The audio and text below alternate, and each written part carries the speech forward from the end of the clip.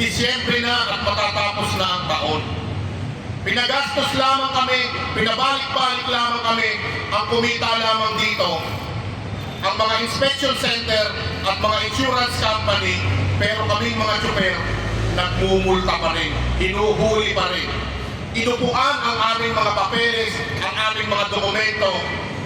Tama nga naman, nandyan sila sa ahensya, hindi para itama ang mga batas trapiko.